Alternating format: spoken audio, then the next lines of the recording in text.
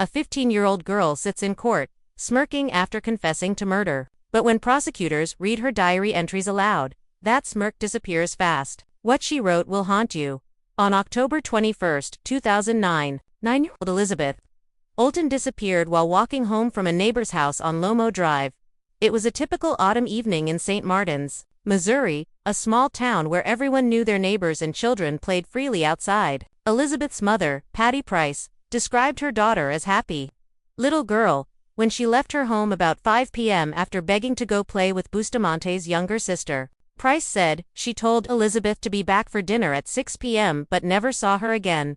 Elizabeth was the daughter of Patricia Patty Carwile Price and Dale Olten Sr., and the youngest of 5 siblings. She had a normal, happy childhood and loved dogs, dressing up, and baking cookies. She also enjoyed watching the TV show Hannah Montana. She was born December 15, 1999, in Jefferson City, and was currently a 4th-grade student at Pioneer Trails Elementary School in Jefferson City. Elizabeth trusted easily, especially the teenager who lived nearby and sometimes babysat her. That teenager was 15-year-old Alyssa Bustamante, and on this October evening, that trust would cost Elizabeth her life. But to understand how this tragedy unfolded, we need to look at Alyssa's background. Bustamante's grandparents, Gary and Karen Brooke, took legal custody of her and her 3 younger siblings in 2002. Since her mother Michelle had addiction issues and her father Caesar was serving time in prison for assault charges, Alyssa Bustamante's grandmother, Karen Brooke, became the girl's legal guardian when she was 7 years old. She also took on responsibility for Alyssa's 2 younger brothers, abandoned by her mother and missing a father in prison. Alyssa Bustamante had plunged to the depths of depression before, once overdosing on a large bottle of painkillers, slicing her skin hundreds of times and carving the word hate in her arm. In 2007, Alyssa tried to kill herself. After spending 10 days at a psychiatric hospital in St. Martin's, the teen went on antidepressants. Despite her troubled past, Alyssa appeared to be turning her life around. Since moving to St. Martin's, Alyssa Bustamante has attended the Jefferson City location of the Church of Jesus Christ of Latter-day Saints, or Mormon Church, with her grandparents. Alyssa participated in several different youth activities at the church. To neighbors and friends, she seemed like a typical teenager dealing with typical teenage problems. No one could have imagined what she was planning. The search for Elizabeth began immediately when she didn't return home for dinner. Family, friends, and neighbors combed the woods around their rural neighborhood. Among the searchers was Alyssa herself, who appeared concerned and helpful. She even volunteered information to police and seemed genuinely upset about the missing girl. But this was all an act. 2 days after Elizabeth went missing, Elizabeth's body was found in a shallow grave near Alyssa's home, and Alyssa was the one who led the police to it. What investigators discovered was horrifying. Bustamante lured Olten into the woods before strangling and stabbing her to death. The details were even more disturbing. Alyssa had strangled Elizabeth, slit her throat, and stabbed her 8 times in the chest. She then buried Elizabeth's body in a shallow grave that she had dug in the woods a full week before the murder. Yes, you heard that right. Alyssa had dug the grave a week before she killed Elizabeth. This wasn't a crime of passion or a moment of rage. This was planned, calculated murder. Bustamante murdered Olten simply due to homicidal ideation and to experience killing someone. When questioned by investigators, she was chillingly honest about her motive. She wanted to know what it felt like to kill someone. When questioned by police, Alyssa's behavior was chilling. She showed no remorse, no emotion, nothing that you would expect from a teenager who had just committed such a brutal act. Instead, she was calm, almost casual about what she had done. She told investigators that she had lured Elizabeth into the woods under the pretense of playing, then attacked her without any provocation whatsoever.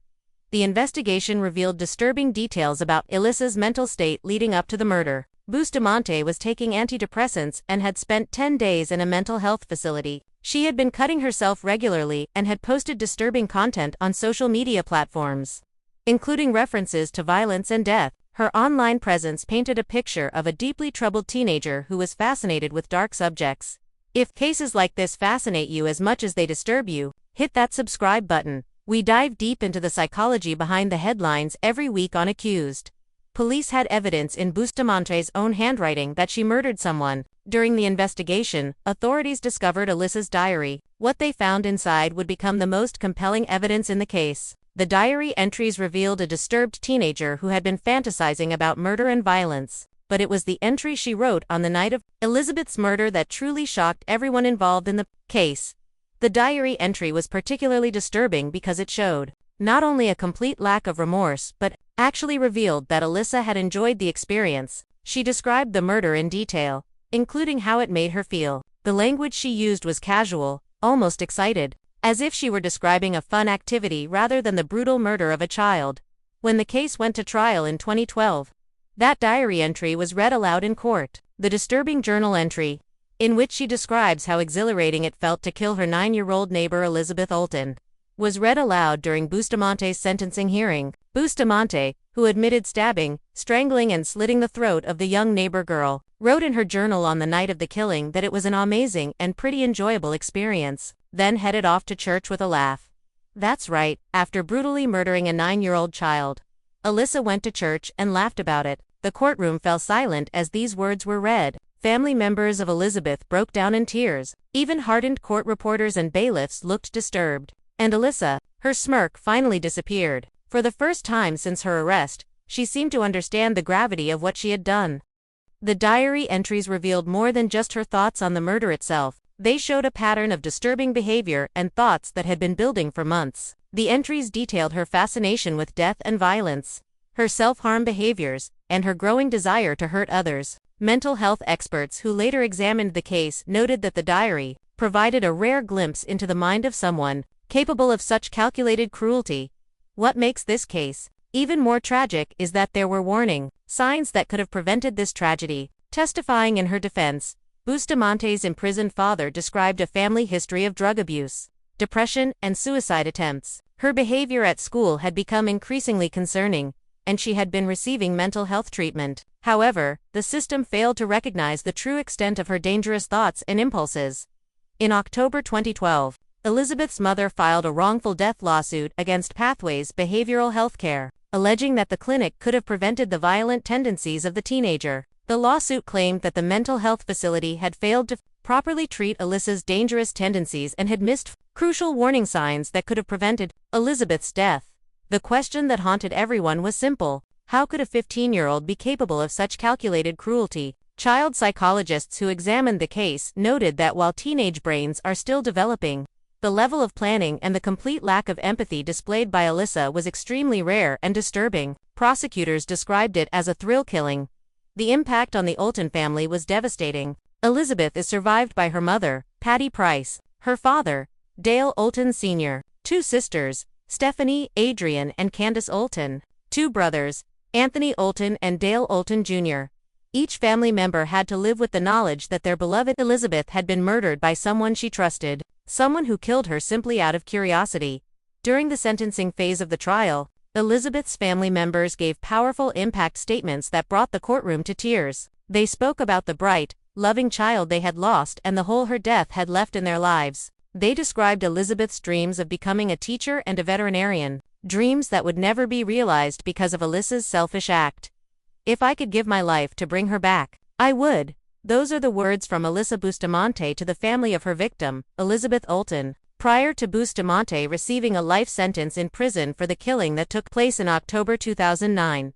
But these words rang hollow to Elizabeth's family, who knew that Alyssa had shown no remorse until she was facing a life sentence. Concerned that a jury might send her to prison for life without parole, Bustamante pled guilty to a charge of second-degree murder and armed criminal action in January 2012. Relatives of the slain Missouri girl were disappointed by the plea agreement that could allow her confessed killer to be released from prison. The family had hoped for a first-degree murder conviction that would have ensured Alyssa never had the possibility of parole. She was sentenced to life in prison, with the possibility of parole in 2024. For second-degree murder, she was sentenced to life in prison plus 30 years. The judge made it clear that while the law required him to offer the possibility of parole, he hoped Alyssa would never be released. The case raised important questions about juvenile justice and mental health treatment. Legal experts debated whether a 15-year-old could truly understand the finality of death and the consequences of murder. However, the premeditation involved in this case, the fact that Alyssa had dug the grave a week in advance, suggested a level of planning and understanding that went beyond typical teenage impulsivity.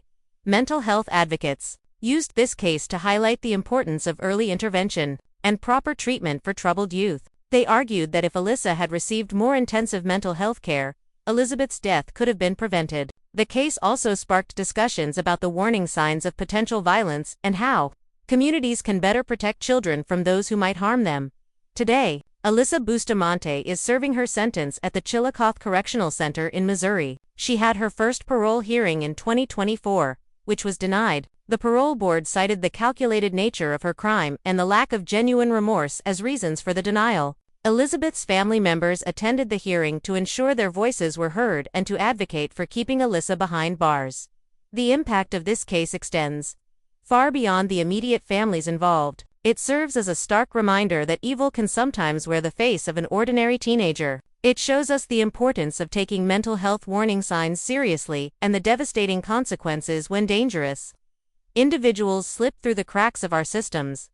For the community of St. Martin's, this case shattered the sense of safety that small towns often take for granted. Parents became more cautious about who they trusted with their children, and the innocence of childhood seemed a little more fragile. The case also highlighted the importance of mental health awareness and the need for better systems to identify and help troubled youth before they become dangerous. Most importantly, this case reminds us never to forget Elizabeth Olten, a little girl whose life was cut short by someone she trusted, simply because that person wanted to know what murder felt like. Elizabeth was a bright, loving child who brought joy to everyone who knew her. She loved her family, enjoyed school, and had dreams for her future. All of that was stolen from her by a teenager who saw her not as a human being, but as an experiment. The next time you see a teenager acting out or showing concerning behavior, remember Elizabeth's story. Sometimes the difference between getting help and becoming a victim can be as simple as someone caring enough to take action. Mental health resources exist for a reason, and early intervention can save lives, both of potential victims and of troubled youth who might otherwise become perpetrators. This case also serves as a reminder to parents about the importance of really knowing the people who spend time with their children. Background checks and references are important, but so is trusting your instincts. If something feels off about someone who has access to your child, don't ignore that feeling. Elizabeth's mother trusted Alyssa because she seemed like a normal teenager dealing with normal problems. The warning signs were there, but they weren't obvious to someone who wasn't looking for them. The tragedy of Elizabeth Olten's murder will never be forgotten by those who knew and loved her. Her death serves as a stark reminder of the preciousness of life and the devastating consequences when that life is taken away by senseless violence. While we can't bring Elizabeth back, we can honor her memory by working to prevent similar tragedies from occurring in the future. That means better mental health resources, more awareness of warning signs, and a commitment to protecting our most vulnerable citizens, our children.